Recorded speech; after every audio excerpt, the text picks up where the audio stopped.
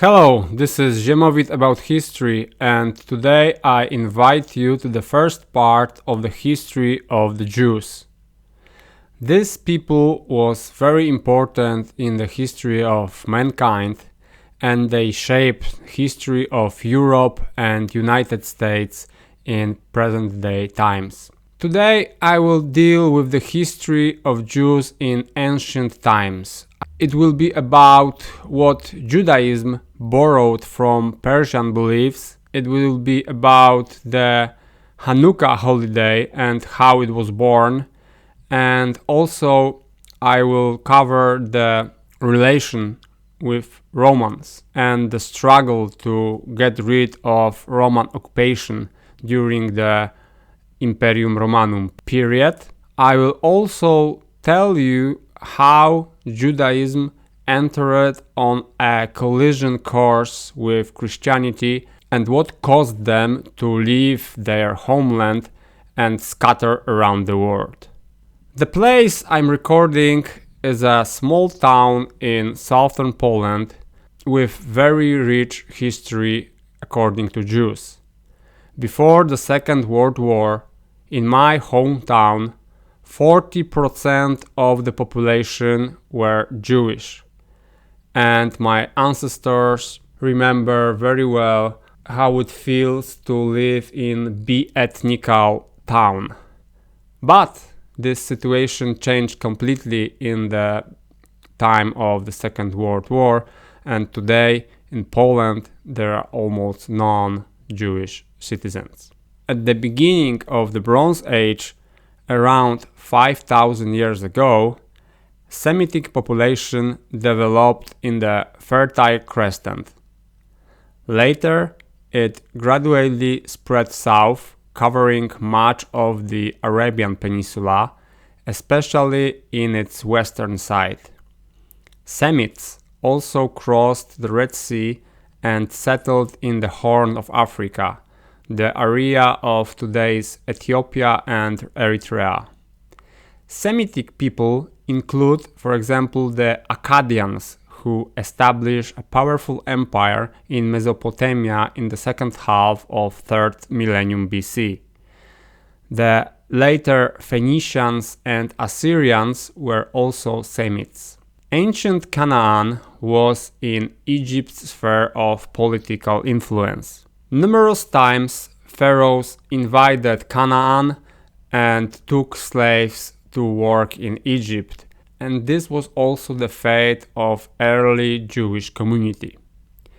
In the 15th century BC, thanks to chaos that occurred in Egypt as a result of natural disasters in the time of Thutmose III, the Jews escaped from the Nile and returned to their homeland.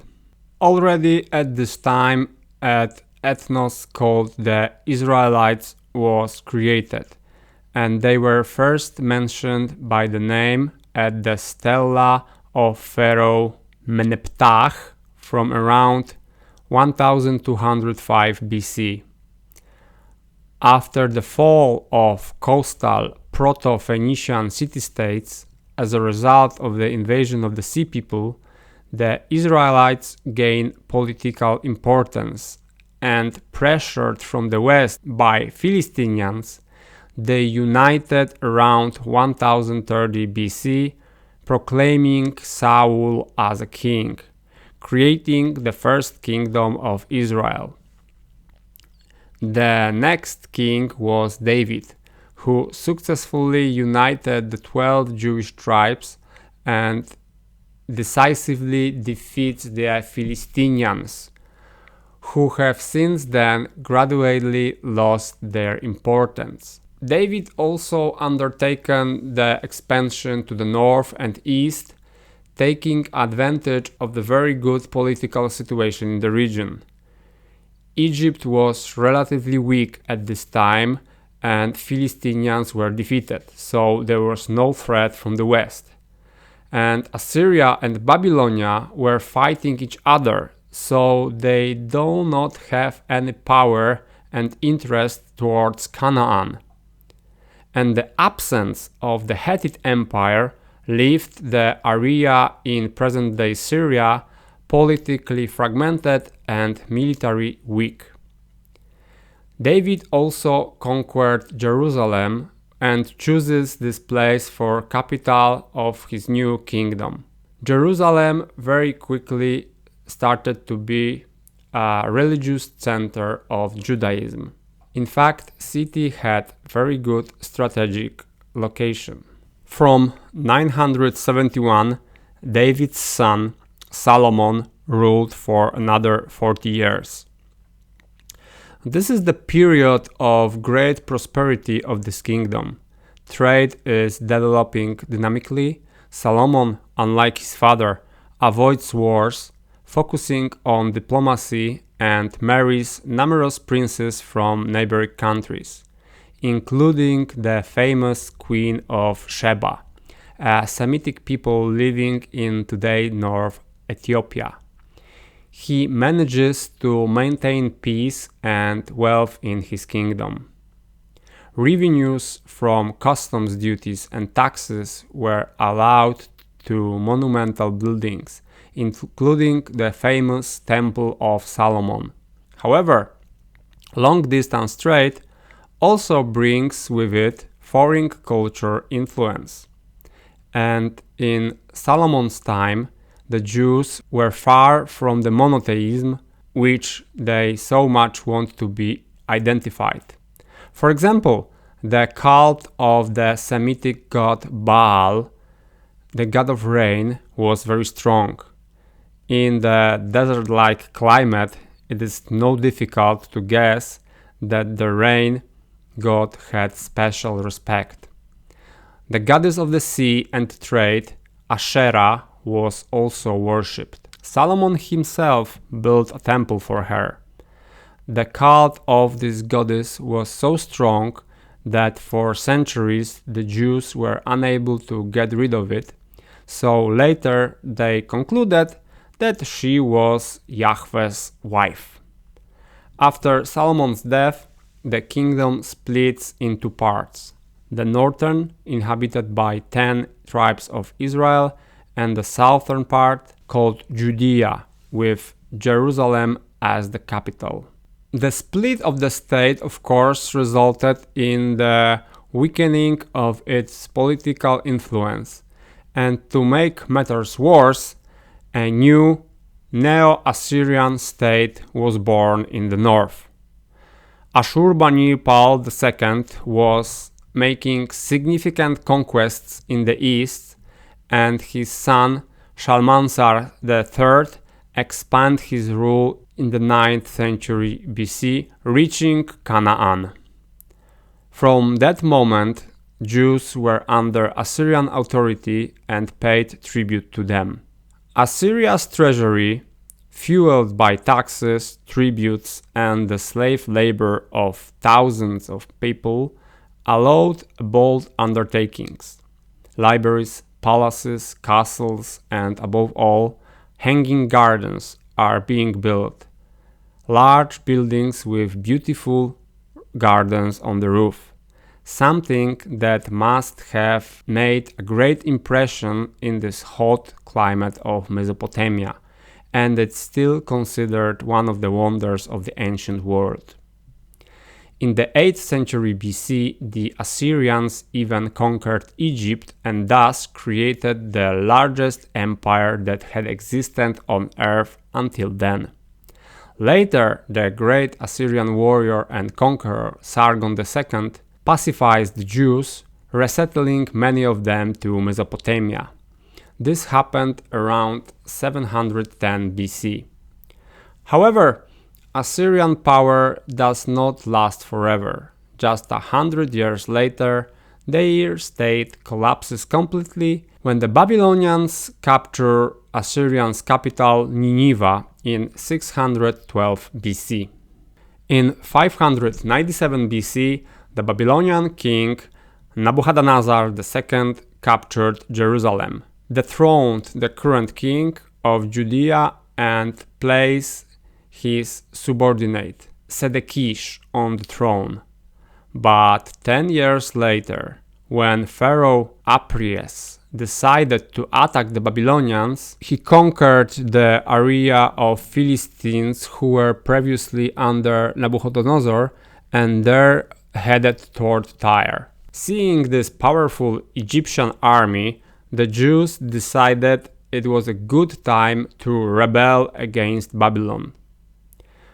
Babylon was usually described in the Bible as a seat of all evil. However, the following year, Nabucodonosor defeated the rebellion in Canaan, captured Jerusalem, and punished the Jews, destroying their very sacred sanctuary, the Temple of Solomon.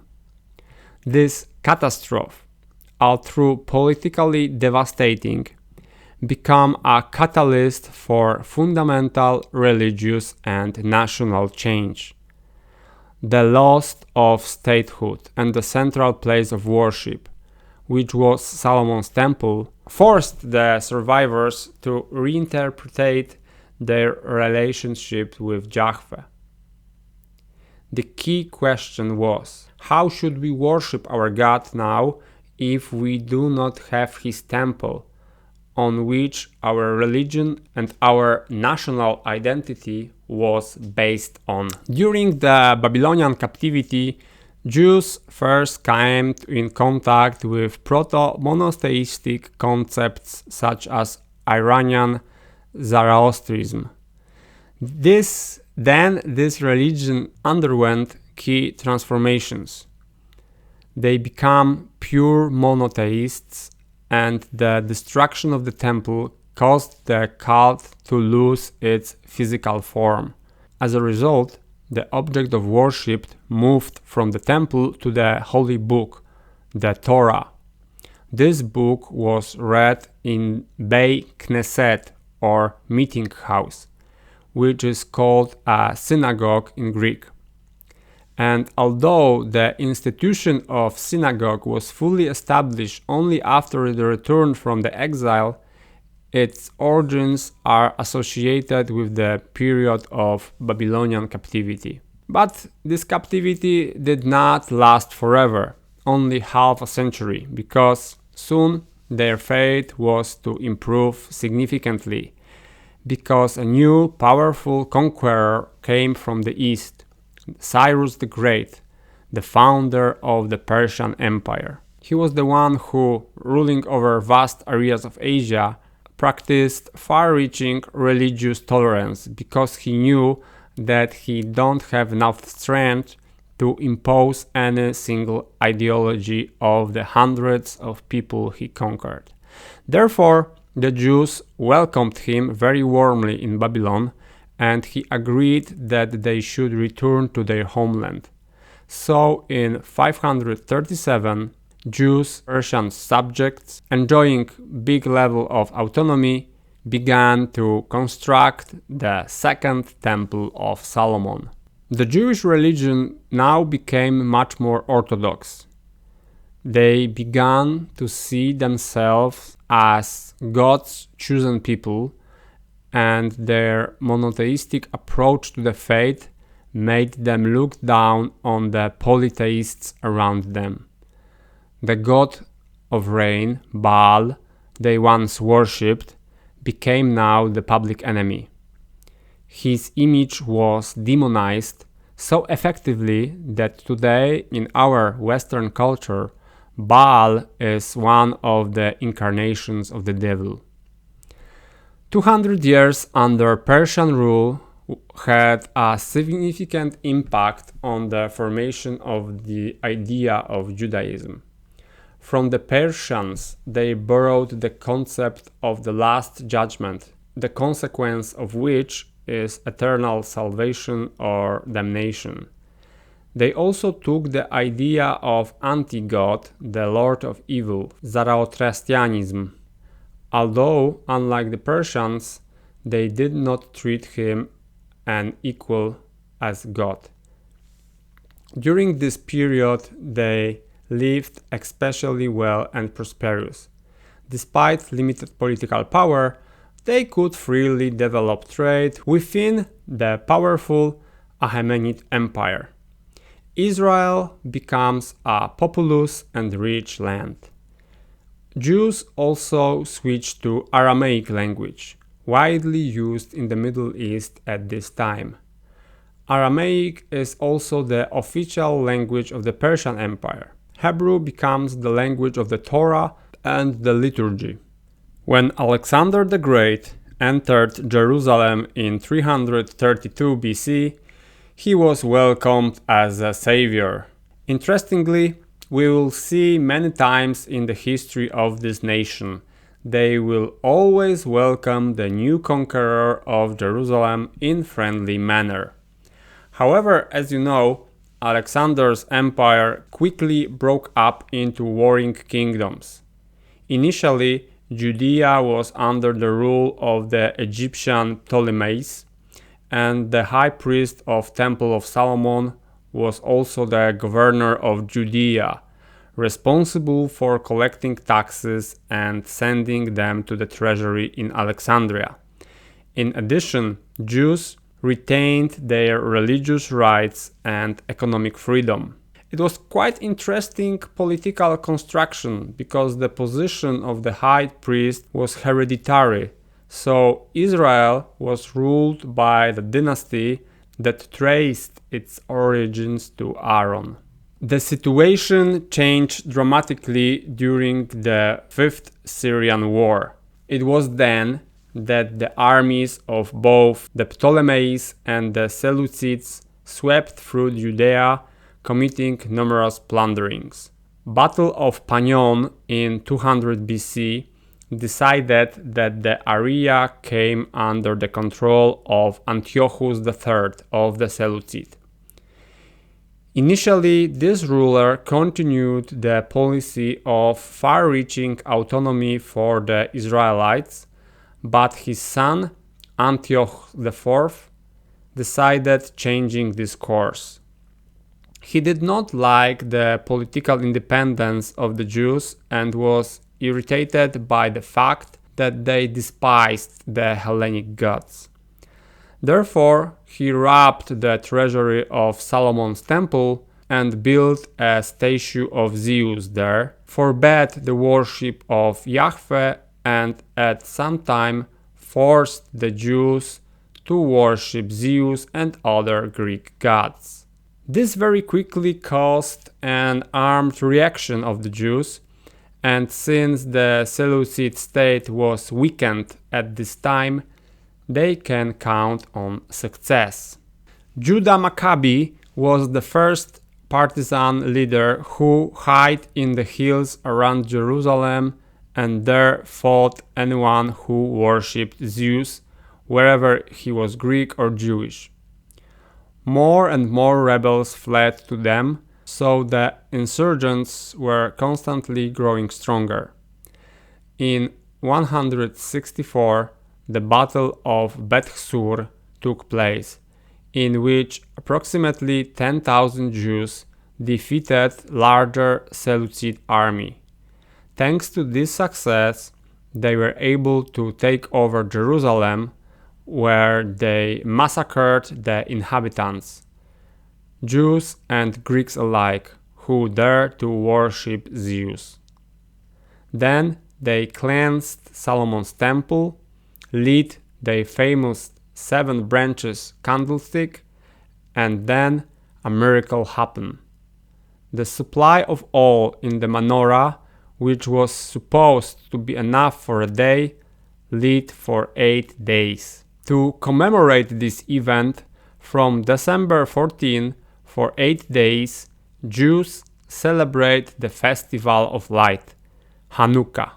After defeating the Seleucids, Judea became an independent state under the leadership of members of the Maccabean family.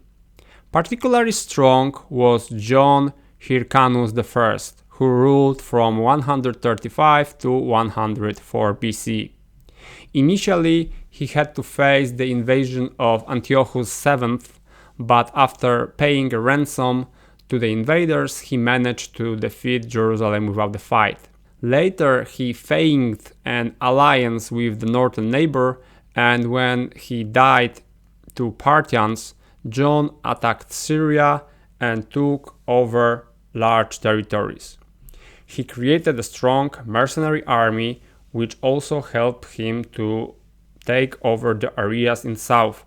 As a result, at the time of his death, Judea was quite a strong country in the Middle East. This potential was fully used by his third son, Jonathan Alexander, king of Judea from 103 to 76 BCE.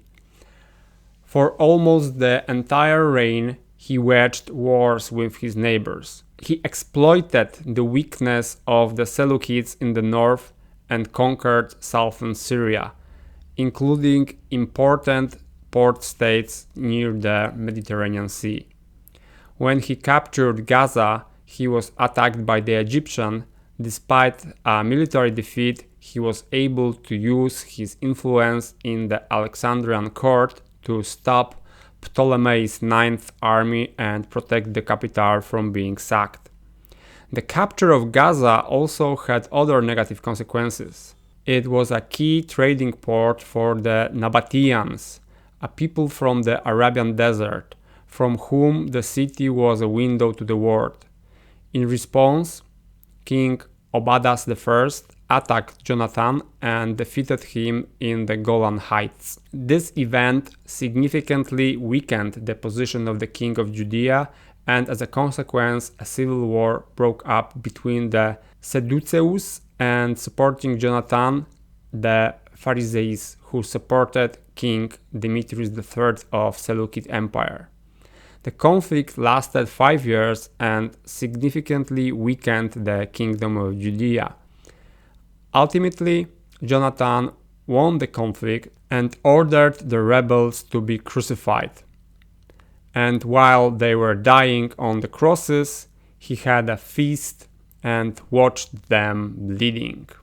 His successor was his wife, Alexandra Salomea. She effectively ruled the kingdom, preventing her sons Hyrcan and Aristobulus from gaining power. On her deathbed in 67 BC, Alexandra Salomea chose elder son Hyrcan as a successor, but the younger Aristobulus did not accept his mother's will. Aristobulus was more energetic and enjoyed the support of a Sadducee aristocracy. An armed conflict ensued, with Aristobulus defeating his brother at the Battle of Jericho and forcing him to abdicate the throne. Then Antipater, ruler of the land called Idumea, near the present-day Hebron in the south, entered the fray. He convinced the weak-willed Hyrcanus to resume his struggle for the throne. He also enlisted the help of Nabatean king Aretas III, who invaded Judea and besieged Aristobulus in Jerusalem. Unfortunately for the Jews, this conflict unfolded while Pompey the Great was conquering the Middle East. In 63 BC, both Alexandra's sons applied to Pompey for arbitration. He sided with the Hyrcanus, but when Aristobulus disagreed with this ruling, the Romans entered Judea, besieged Jerusalem, and captured it. Pompey abolished the kingdom of Judea as an independent state. He appointed Hyrcanus high priest of the Temple of Solomon and entrusted Antipater with actual control of this new Roman territory. From the moment on, Judea became a part of Roman Empire. It is worth paying attention at this point to the far-reaching Hellenization of Judea in 1st century BC.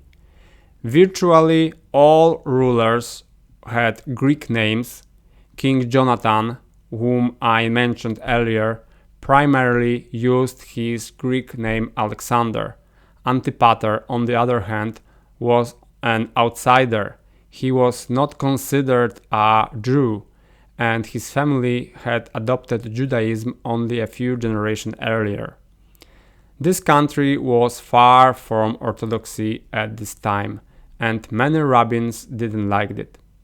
But on the other hand, it shows the strength of Hellenic culture, which, if it had lasted for a few more centuries, could have led to significantly disappearance of the ethnic faith and culture of Judea. Antipater managed to survive the civil wars in Rome because he sided with Caesar and later his heirs. So as a reward for his loyalty, his son, the famous Herod the Great, becomes the new governor of the province.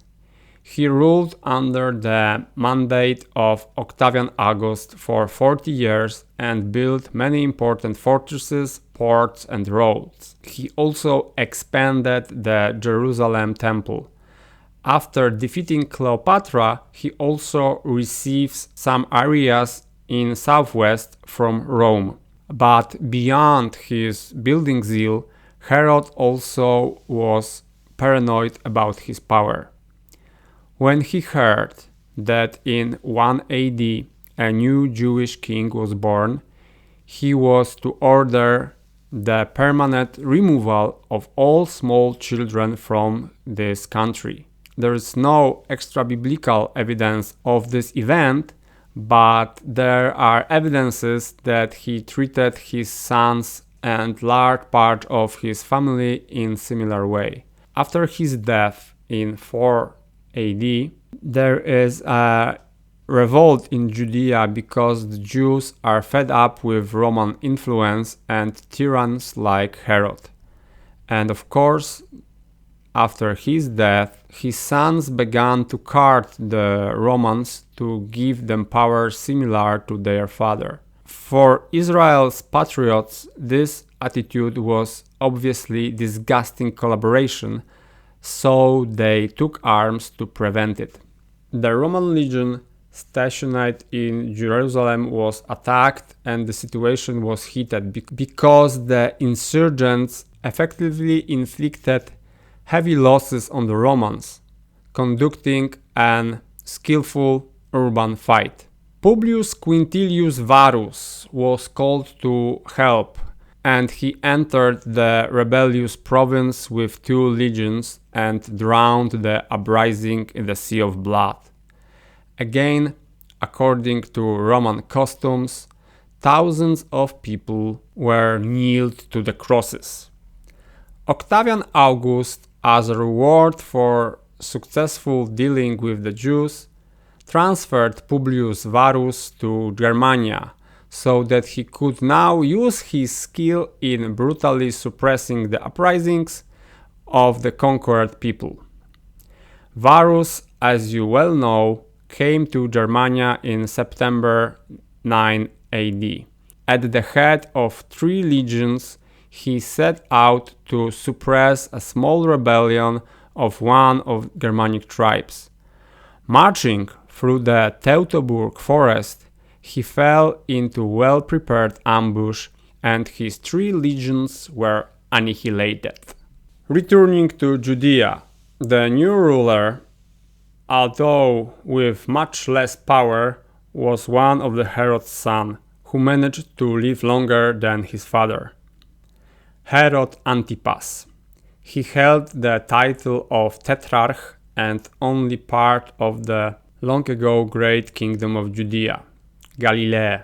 His brother Herod Archeus ruled over Jerusalem and his half-brother Herod Philip ruled over Samaria. In 36 AD, the Nabateans declared war on Herod Antipas, and interestingly, Rome did not send any reinforcement to defend his territory.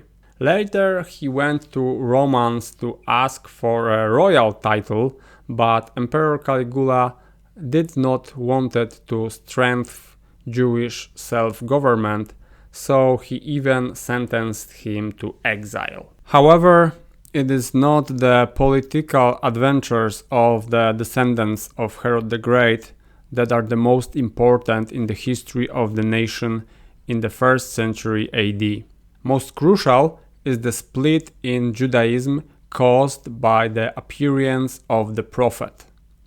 For centuries, Jews were waiting for the arrival of the Messiah. It's the one anointed by the Yahweh, who will rebuild their power, both politically and spiritually. In the 30s of the 1st century, Jesus from Nazareth was such a man, and many Jews believed that the prophecy was fulfilled in this person. For the rest, who did not believe in Jesus' messianism, he and his followers were and are to this day heretics, apostates from the true faith.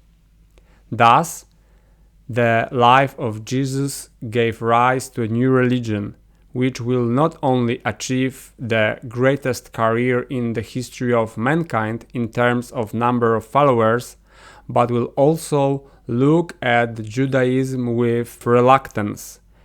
And this reluctance will turn in hostility thousands times in history. And this hostility will be mutual.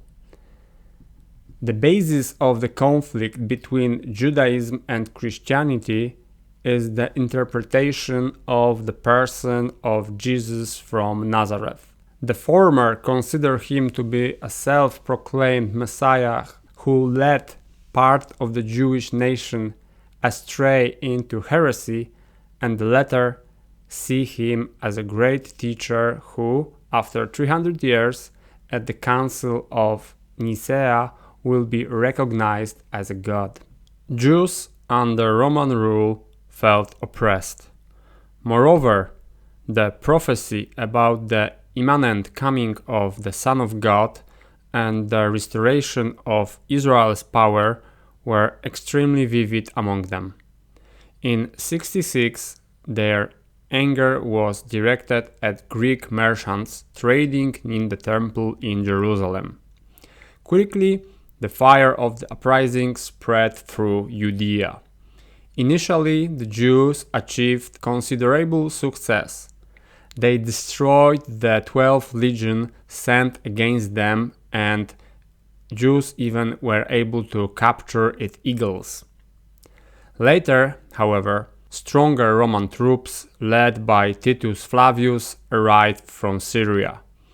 To make matters worse, the insurgents were divided into 4 parties, and most of them had their own Messiah who believed that Yahweh himself had chosen him to lead the people for the glory of Israel. Titus Flavius, on the other hand, captured the Jewish fortresses on the hilltops one by one and was mercilessly killing the defenders, sometimes selling women and children into slavery as an act of mercy. In 70 AD, the Romans captured Jerusalem and destroyed Second Temple of Solomon. In the following years, there was still resistance in the province, but finally, by 73 AD, the uprising was crushed with all Roman ruthlessness. It is estimated that up to 500,000 Jews lost their lives as the result of this fighting, and approximately 100,000 were sold into slavery. The survivors were largely scattered around the world. This event was crucial for the future of this nation. The destruction of the most important place of worship and the reduction of the population of Judea by half, and also mass emigration. The lack of temple did not mean that the temple tax would be not collected. Emperor Vespasian ordered as a punishment that Jews would continue to pay a tax to the temple as they had been before, but now the money would go to the temple of Jupiter in Rome. This tax was half a shekel per year for each Jew, both in Judea and in diaspora. Many Jews at this time tried to hide their origin in order to not pay this tax, but Roman administrators checked their foreskins and thus forced them to pay. Under Domitian, this tax, called Fiscus Judaicus, was collected with particular zeal. Meanwhile, during the Great Jewish Uprising, Christians tried to stay on the sidelines, which for the Jews was another reason for hostility towards them, because in their opinion they betrayed the cause by not fighting in the right cause. This extremely tortured nation remained peaceful for another 42 years. But in 115, when Emperor Trajan was fighting the Parthians in Mesopotamia, the Jews made contact with the Parthian ruler. He encouraged them to side with him and, of course, promised great privileges for the Jews. One, they will, together with the Parthians, defeat the hated Romans. A very widespread Jewish uprising broke out wherever were the large community of Jews, in Cyrus, in northern Egypt, in Libya, and in Syria. For Trajan troops, this was a serious threat of being cut off from supplies, so he had to stop his expansion in the east and suppress the uprising. Of course, apart from bloodshed, it brought nothing to the Jews, but it probably saved the Parthians from being completely defeated, because Trajan had already reached the Persian Gulf, and who knows, maybe he would even move farther east towards the Parthian strongholds. Shortly thereafter, Emperor Trajan died, and his successor Hadrian well remembered the deeds of the restless Israelites. He decided to finally solve this problem by rebuilding Jerusalem into the Roman city of Aelia Capitolina and forbid Jews to practice circumcision. These repressions caused a new Messiah to be appeared in 132. His name was Simon Bar Kokhba, and almost the entire population of Judea believed that this was the one who will restore the glory of the kingdom of Israel. But anyone who had any idea about the world situation at this time knew that the Rome was at the peak of its power, and no amount of Jewish religious fanaticism could change that situation. Despite this, the insurgents initially achieved considerable success and almost completely destroyed the legion located in the province. Then they captured Jerusalem and for 2 years created an independent state. But the mills of Rome, although slow, groaned inexorably. Reinforcements arrived, and within a few years, everyone who raised a hand against the emperor's rule was dead. This is how the last great Jewish uprising ended in 135.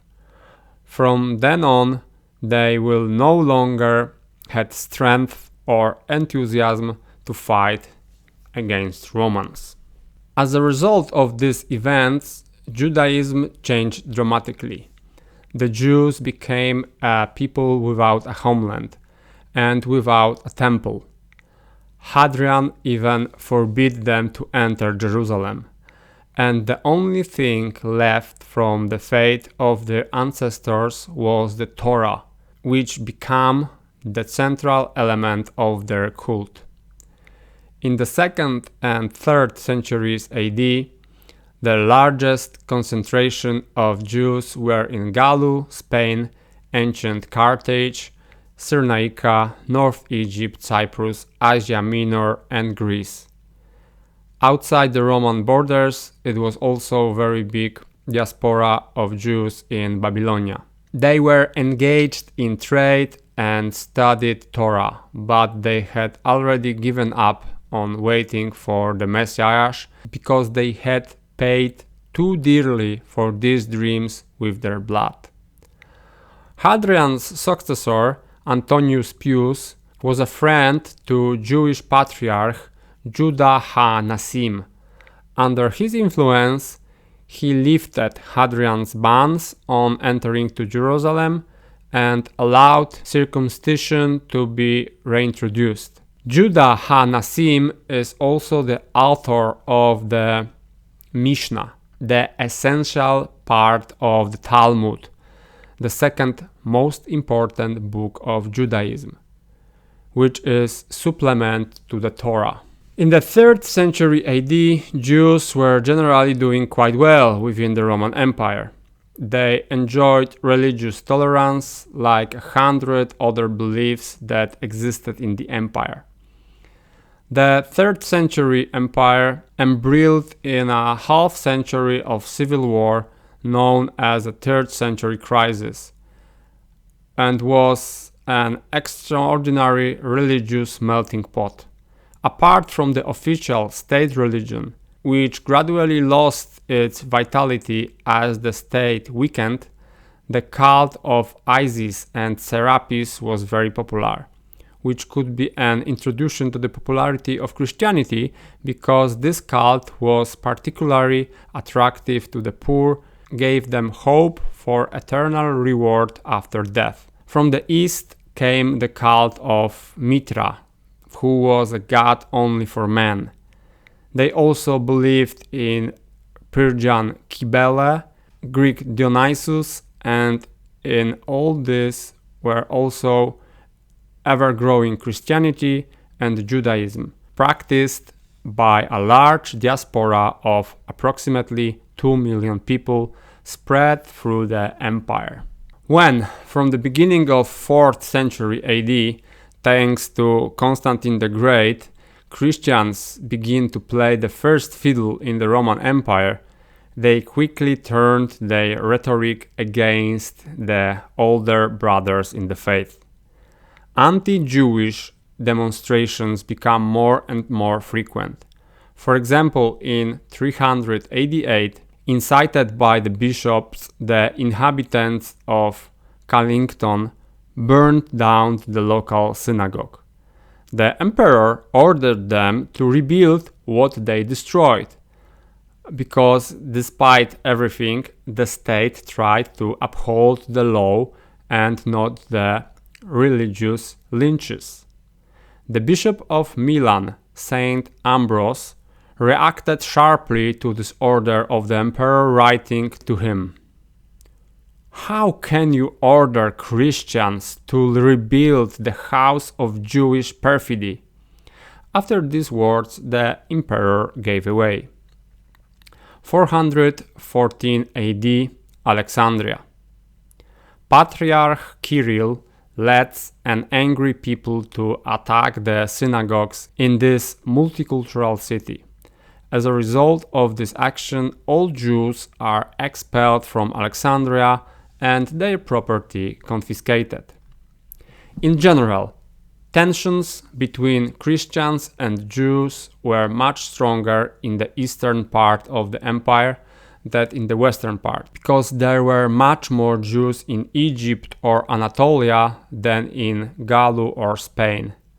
Moreover, the western part of the empire was collapsing under the pressure of Germanic tribes, so the rulers had other problems to worry about than religious persecution.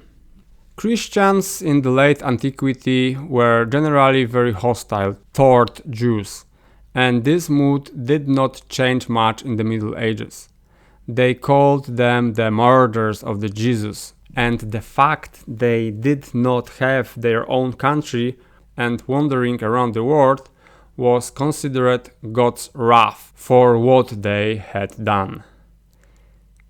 These repressions found legal expression in the Codex of the East Roman Emperor Theodosius from 438. He prohibited marriages between Jews and Christians and prohibited Jews from owning Christian slaves, which was a severe economical sanction at this time because wealthy Jewish merchants owned numerous slaves, including Christian ones. He also banned the conversion of Christians to Judaism under the penalty of death. Moreover, he banned them from holding most state offices and serving in the army. He restricted access to the legal professions and banned the construction of new synagogues. This policy was also continued by Justinian the Great, who, when reconstructing the Roman Empire, wanted to consolidate the state around Eastern Christianity, which is why he kept the Codex of Theodosius in force, which led to the increasing exclusion of Jewish population from the public life in Byzantium. At that time, acts of violence against this religious minority were still rare, but anti-Jewish riots broke out here and there, usually ending with their expulsion from given city and confiscation of property. The imperial administration usually expressed outrage at this state of affairs out of obligation, but the perpetrators usually remained unpunished, especially since they were usually church representatives. The 6th century is very important from Judaism because it was then that the second most important Jewish book was written, the Babylonian Talmud. These are very detailed provisions of Jewish law derived from the teachings of rabbins based on the Torah. This Talmud is monumental with 6,200 pages. It was created in Babylon because there was a very vibrant Jewish community there. The Sassanid rulers were more tolerant towards the Israelites than the Byzantine emperors, which is why in the 6th century Jewish culture flourished most strongly in Mesopotamia, and Jews held high positions in the Sassanid administration, even though the main religion of this empire was Zoroastrianism. Key changes in the Middle East occurred in the early 7th century, and they affected Jews everywhere. In 602, the Byzantine Emperor Mauritius, who had maintained quite good relationships with the Sassanids, were overthrown. The Sassanid kingdom did not recognize the usurper Phocas and declared war on Byzantium as if it was an act of revenge. At this time, the empire army was in chaos and Phocas' authority was not widely represented, so the Sassanids easily achieved great success. In 614, they captured Jerusalem, and the Jews supporting the Sassanids killed a lot of Christians in the city. Then they conquered Egypt and a large part of Asia Minor until Heraclius sat on the Byzantine throne and began to rebuild the empire. Finally, in 627, near Nineveh in Mesopotamia, Heraclius defeated the large Sassanid army and 2 years later regained Jerusalem. But both empires were greatly weakened by this 2-decade-long war. Unfortunately for them, this was the moment when the Islam was born on the Arabian Peninsula. Just a few years later, mounted conquerors from the Arabia captured Jerusalem and later extended their rule over large areas of Asia, Africa, and parts of Europe. This had a huge impact on the fate of the Jews, but I will leave this topic for now, and I will tell you about this in the next part of my story, the medieval history of the Jews. Subscribe to my channel, thank you for listening, and I hope to see you again.